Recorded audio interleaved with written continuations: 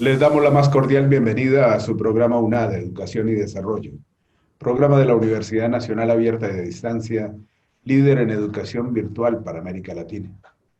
Hoy, en el especial que iniciamos la semana pasada, estamos desarrollando una emisión en compañía de Piedad Bonet Vélez, poeta, escritora, novelista, dramaturga colombiana, eh, quien nos ha deleitado con más de 8 libros de poemas, autora de 4 novelas, 5 obras de teatro.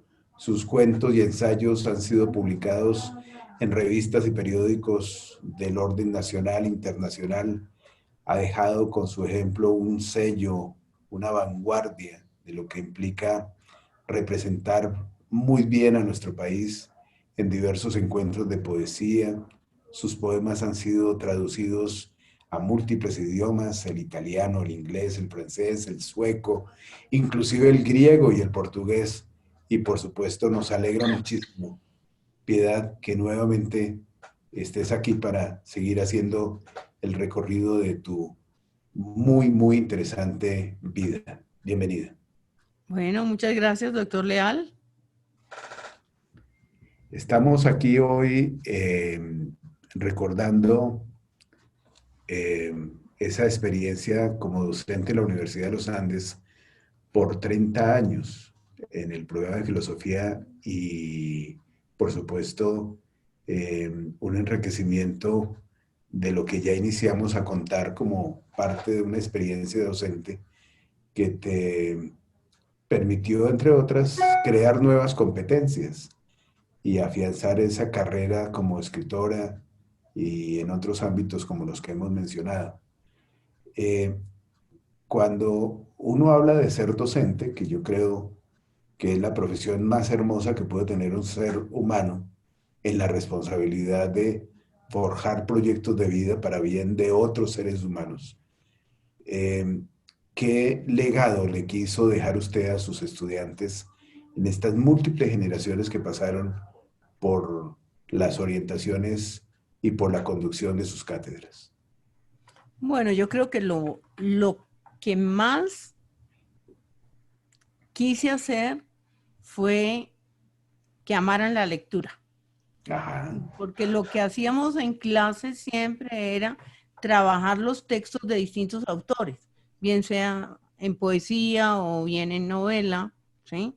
O a veces en libros de cuentos. Y entonces crear un entusiasmo, digamos, no matar la pasión por la lectura, llevando estos análisis a unos territorios áridos. Entonces, Ujú. poder penetrar esos textos, poder ser suficientemente riguroso, aprender cuál es el oficio de un escritor, qué tipo de literatura se hace en cada momento, cómo la literatura es una instancia viva que va como, digamos, modificándose en cada época, ¿sí? Y que aprendieran también las técnicas narrativas y, digamos, que llegaran a la quintesencia de lo que es el quehacer poético, porque algunos de ellos quisieran ser escritores, seguramente como lo fui yo, ¿cierto? Cuando era estudiante, pero siempre dentro de, digamos, de algo muy placentero, muy gozoso, muy compartido. Tuve también un taller de escritura creativa durante 20 años, a los que venía gente de toda la universidad, de todas las carreras. Tuve estudiantes de muchas disciplinas, tuve estudiantes de ingeniería, de arquitectura, en fin. Y fue muy bonito pues trabajar también con gente que no piensa dedicar su vida exclusivamente a la literatura, pero que tiene la literatura como una compañía y como una pasión para el resto de la vida. Esto indudablemente es un retrato muy importante de lo que puede sembrar en otros un docente, en este caso como tú, en el espíritu y sobre todo en la motivación por el aprendizaje hacia otros. Tal vez a veces los docentes pasamos por alto que somos actores de motivación y de emprendimiento por aquellos que están escuchándonos, aquellos que nos están de alguna manera creyendo sobre lo que nosotros orientamos. Y en un mundo como el de hoy, donde hay tantas distracciones, tantas oportunidades, a veces la lectura se ha dejado de lado y a veces se prefieren otro tipo de sensaciones.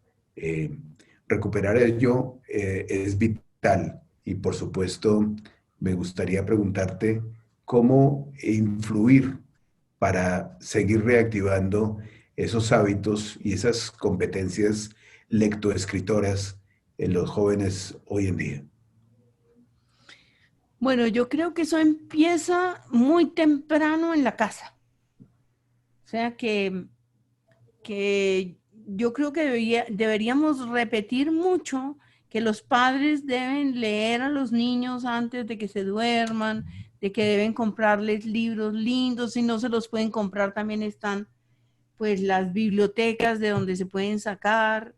Y luego están los maestros, ¿no? Los maestros en los primeros años del preescolar y todo eso, que hagan que la imaginación de los niños se desarrolle a partir de libros, aunque no tengan texto, que ellos cuenten sus propias historias, que amen las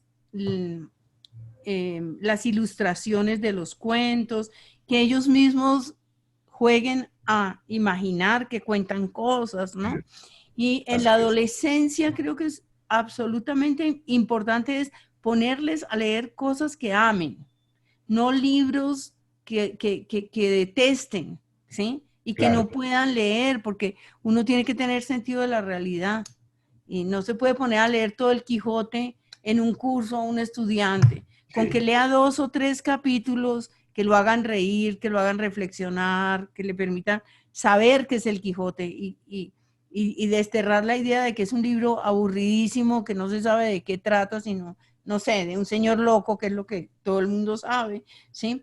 Entonces, eso, el apasionamiento. Hay un libro de Daniel Pennac, un escritor francés, que se llama Como una novela, que a mí me gusta mucho, donde Daniel Pennac habla de cómo les lee en voz alta a los estudiantes y cómo ajá, eso no es perder el tiempo. Yo tuve un profesor que era un poquito perezoso en el colegio, ¿sí? ajá, Y esa pereza lo llevaba a hacernos leer en voz alta mientras él ahí dormitaba, ¿sí? O sea, yo era la que leía en voz alta. Entonces, porque yo era a mí me gustaba leer y sabía leer en voz alta. Y yo me fui enamorando de la literatura a través de esa lectura. Entonces, un profesor que se contacte con sus estudiantes como Daniel Pennac, leyendo un poema en voz alta, luego, porque la poesía está muy olvidada en los colegios, muy cierto. olvidada. Los profesores se olvidaron de la poesía. Entonces, compartir poemas hermosos con los estudiantes, mirar qué fue lo que hizo el escritor para que eso produjera un efecto, en fin, recorrer el poema como si lo estuviéramos escribiendo nosotros, pues es una cosa muy importante. Muchos de los estudiantes que llegaban a la universidad no habían pasado por buenos profesores de literatura, desafortunadamente, y no tenían ni siquiera comprensión de lectura suficientemente buena. Y cuando no hay comprensión de lectura no puede haber pensamiento crítico, ni Total, pensamiento analítico, porque están tropezando con el texto, ¿sí? Entonces, total. esto sí que es una tarea que tienen que hacer los maestros colombianos. A veces esos pobres maestros están en circunstancias muy precarias. En las regiones, les Es toca cierto, caminar muchísimo para llegar a sus escuelas, no tienen ellos mismos libros, acceso a bibliotecas, ¿sí? cierto. Entonces, eso sí que este país cambiaría si se pusieran todos los énfasis ahora que ya no tenemos guerra o por lo menos creemos que la guerra no es la misma, ¿sí? Si los gobiernos pusieran todos los énfasis en la educación, este país sería distinto. Así es. Qué bella reflexión. Por ahora vamos a ir a unos mensajes institucionales. Recuerden que pueden escribirnos en nuestra correo institucional educación.desarrollo@unad.edu.co y en la cuenta de Twitter @universidadunad. Ya regresamos.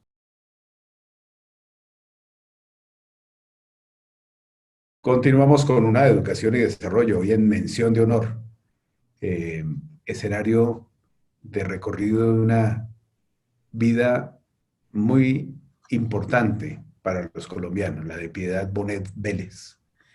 Piedad, ¿es fácil ser escritor en Colombia o hay de alguna manera muchas dificultades para eh, crear un reconocimiento en este escenario fundamental de nuestro país y de cualquier sociedad?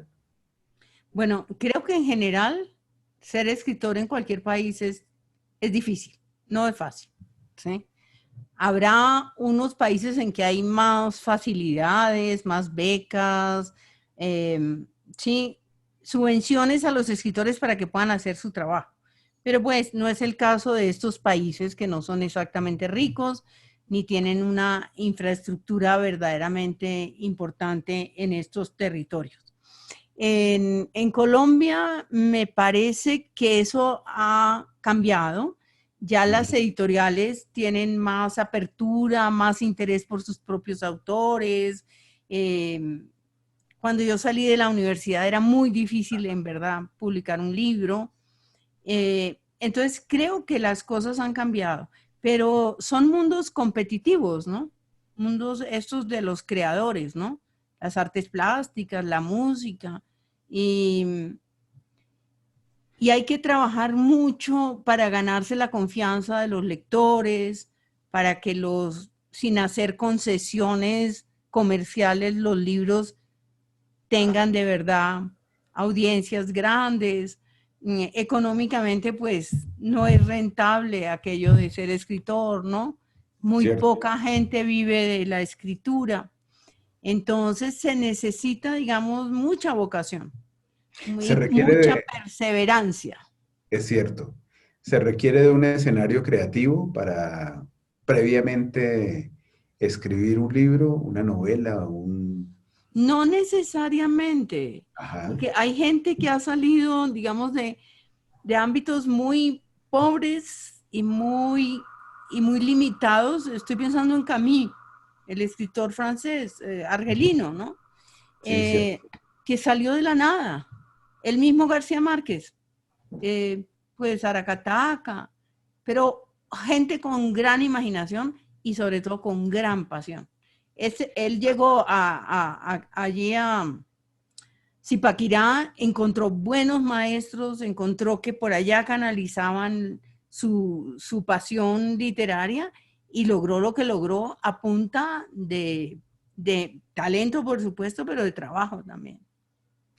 Usted durante su carrera ha recibido reconocimientos, entre los que se destacan, por ejemplo, esa mención de honor en el concurso hispanoamericano de poesía Octavio Paz, con el primero de sus libros, de Círculo y Ceniza. Luego, con otro libro, El hilo de los días, ganó el Premio Nacional de Poesía otorgado por el Instituto Colombiano de Cultura, Colcultura. Y luego, Explicaciones no perdidas, o no pedidas. Le fue otorgado el Premio Casa de las Américas de Poesía Hispanoamericana en el 2011 en Madrid. Eh, Estos escenarios donde usted ha podido ser tan reconocida, ¿qué representan? Porque además recordemos el libro Poetas del Mundo Latino, por su aporte a la lengua castellana, le fue otorgado ese premio en un escenario de mucho reconocimiento en el mundo de la literatura. Bueno, los premios, porque además he sido jurado de muchos premios, entonces tengo como muy claro lo que eso significa. No es necesariamente que seas el mejor. A veces gana el segundo, a veces gana el tercero, porque no hay un consenso. O sea, no nos tenemos que creer absolutamente, ¿sí? El Mm, cuento de que porque estamos muy premiados, somos muy buenos, vamos a perdurar, etcétera. No, puede que no. Pero sí son estímulos muy grandes. Y correcto, sobre todo son como mensajes a nuestra propia autoestima. Es decir, correcto. si puedes, sí, eso que estás haciendo está bien. Otros miraron eso y decidieron que eso está bien. Puedes seguir adelante. Entonces, los premios son eso, Estímulos e básicamente, incentivos morales, espirituales, para sobre seguir todo, adelante. sobre Es todo. cierto, es cierto. Mm. Bueno, pues vamos a escuchar algunas lecturas de estos libros, particularmente de poemas, que queremos que ustedes las escuchen, televidentes, para reconocer un pequeñito espacio de ese espíritu de la gran escritura. Piedad Bonet. Cuestión de estadísticas, un poema de Piedad Bonet. Fueron 22, dice la crónica, 17 varones, 3 mujeres, 2 niños de miradas aleladas, 63 disparos, 4 credos, 3 maldiciones hondas apagadas, 44 pies con sus zapatos, 44 manos desarmadas, un solo miedo, un odio que crepita y un millar de silencios extendiendo sus vendas sobre el alma mutilada. Vamos a ir a unos mensajes institucionales. Recuerden que también pueden seguirnos en TEDUNAT Virtual, en YouTube y en donde podrá revivir todas nuestras emisiones. Ya regresamos.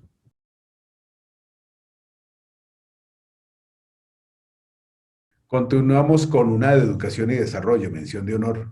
Hoy en la grata compañía de la escritora Piedad Bonet Vélez, poeta, novelista, dramaturga y, por supuesto, una mujer que nos ha contado esta trayectoria de vida bastante ejemplificante para los colombianos de hoy y del futuro. Hoy por hoy la tecnología nos ofrece variadas posibilidades para fomentar el conocimiento y formas de acceder también a los libros.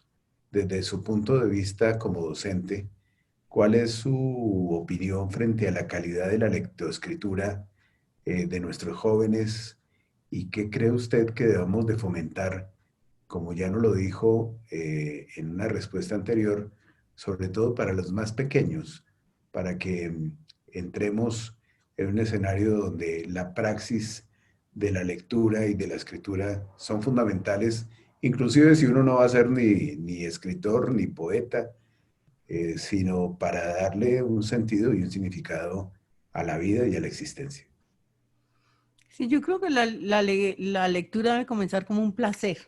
¿Sí? Ujú. Eso es lo primero, ¿no? El deber de toda literatura es la felicidad, decía Jorge Luis Borges, ¿sí?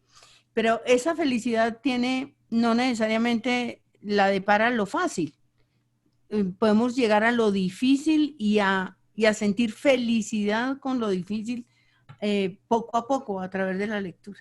Y entender que la lectura nos puede llevar a los caminos más inesperados y más desconocidos. Si, por ejemplo, yo ahora en la pandemia he estado leyendo mucho ensayo, ¿sí? Ajá. Por ejemplo, sobre cómo nos hemos vuelto seres digitales, cómo nos está cambiando eso el cerebro, qué es lo que está pasando en las sociedades a partir de la digitalización tremenda, ¿sí? ¿Qué estamos perdiendo? ¿Qué estamos ganando? ¿Qué problemas puede llegar a tener la sociedad si seguimos por un camino de esta naturaleza?